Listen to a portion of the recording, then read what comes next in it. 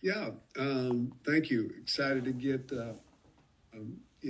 out in front of our home crowd. We haven't had a home opener since 22, and have high respect for Alabama A&M, and we know they got a really good quarterback in Cornelius Brown, and a new staff over there that did a wonderful job over at Miles College. So a lot of unknowns about their team, to be honest with you. But it's more about us, how we play, and we're healthy. So I'm expecting to have a really nice crowd and a really nice home opener. Okay, we'll begin with Tom Murphy of the Arkansas Democrat-Gazette. Good morning, Sam. The last we talked to Travis Williams, he was deciding between Stephen Dix and maybe a safety to wear the green dot. Have you guys gotten closer to making that decision yet? Well, we've been switching them throughout fall camp, and so we'll have one of them. We'll have them on somebody there, but it doesn't really matter how we do it. We have our signals and our availability to get the call into our defense. So we've been going back and forth of who to use. You know, if you're an Arkansas fan and you're about to watch the product Saturday, there's so many new guys on offense that Taylor's going to be getting the ball to. I'm wondering maybe what fans should expect from some new playmakers out of the offense this year. Well, I like our speed on the outside, with Jaylen Brown and Omega Blake, and I like those guys. Obviously, C.J. Brown's had a good camp, Monte Harrison. So those are two that we know about. But Jaylen and Omega Blake really are new would be new for our fans. We have certainly Mike Washington's a new guy that he can hand the ball to, and then at the tight end spot, Rohan Jones can run, and Jaden Platt can run, and so those would be guys I think that our fans would be excited to see play. Next, we'll go to David Eckert of the Austin American-Statesman. Hey, Sam, appreciate the time today. Uh-huh. You mentioned the new staff there. I guess when you get on the sideline and the game starts, with everything that's new for them, what are you going to be trying to learn in the first few minutes of the game just to kind of figure them out? Well, we've obviously seen film on Miles College, and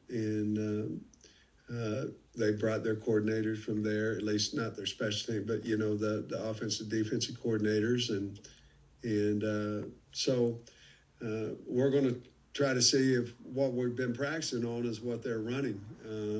Certainly, that's what we believe, that they won their conference over at Miles, and I'm sure they're going to do a lot of similarities. They've got a really good quarterback that can do different things in there, but adjustments in first games are big, and we've got to make them fast. Obviously, with new technology, we'll be able to see it and show our kids. But going into it, we know they're a really good stretch team. Their quarterback can throw the deep ball. They like to in the past. They like to throw screens. And so we've got to stop that offense. Defensively, they give us a whole new point of problems with, they're a total team. They will go zero on you. They've got a little bit of a different blitz with a corner Willie fire that we've been working on. So there's a lot of different things that go into the game prepared for, and then if there's something that shows up that we haven't prepared for, it'll be like any game. Maybe a few more items this week than normal, but any game, good coaches are those that don't wait till halftime to make adjustments. They make it as soon as you get off the offensive, defensive, get with your coaches. So we just got to be fast on making adjustments. Appreciate it, Sam. Good luck this week. Thank you. Next, we'll go to Joseph Van Zimmerman of Mizzou on SI. Hi, Sam. Appreciate the time. Just wondering, dating back to your time at Mizzou in 2000 and then going to Kansas the next year, just what memories as far as what the Mizzou-Kansas rivalry means to both of those fan bases? Well, the first memory, I didn't come out too good on either end of it. You know, when I was at Missouri, we got beat by Kansas. When I was at Kansas, we got beat by Missouri. So those were, not fond memories. But I do remember the great rivalry there. I think it's going to be a really exciting game for both teams. There's hatred in there, and that's what makes college football really interesting and exciting, and I bet that'll be a heck of a opportunity for both teams and be a lot of fun for the fans. Thanks, Coach. Next, we'll go to Trey Biddy of HawgBeat.com. Hey, Coach, on the press guide, the game notes, it lists Bobby Petrino and Morgan Turner in the booth, and then you and 8 other coaches on the field. Is that how you guys have decided to do it? Because I know Petrino was on the field last season. But that's how we're going to start. That's how we've done our scrimmages. Bobby actually approached me and felt like he could see the field better, be a better offensive coordinator up there. Obviously, in your first year, you don't quite know your quarterback as well as you do after you've worked with him. I felt like Bobby wanted to be there with him a year ago. However, I think he felt like he could do a better job upstairs with Morgan. So that's what we've been working on in our scrimmages, and that's what we're going to do. Yes. Yeah, I know he has said in the past that he liked down on the field. Is that something that's changed maybe with the quarterback earpiece or something like that? And also, I don't think we ever got your comments on SEC going to the 9-game schedule officially. I was hoping to get your thoughts on that. Yeah, the earpiece certainly does make it easier, more convenient.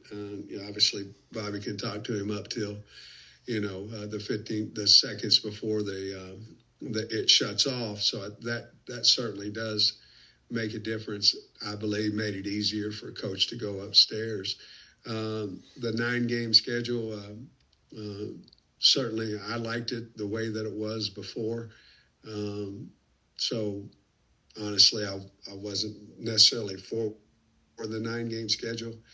I don't think many of our coaches were, but it just brings another loss to our conference.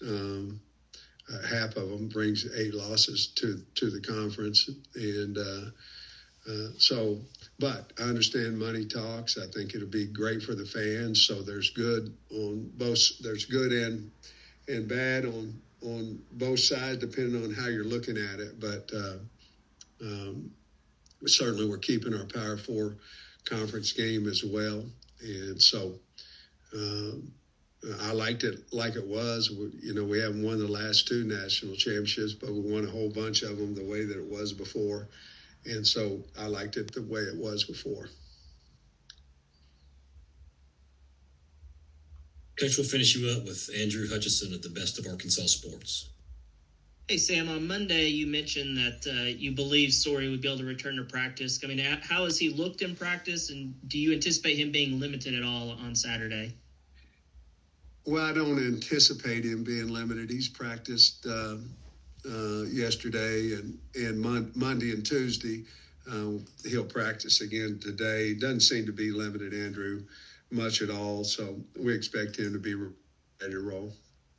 I think you mentioned also Raylan Sharp had been back at practice last week. I mean, same kind of similar question. Has he been limited at all, or how does he look? Not at all. He's healthy. He's ready to go. So he's looked good the last 2 days and a little bit last week as well when he came back. So he doesn't seem to be having any more problems with that foot. Thanks, Coach. Coach, thank you for your time today. Thank y'all.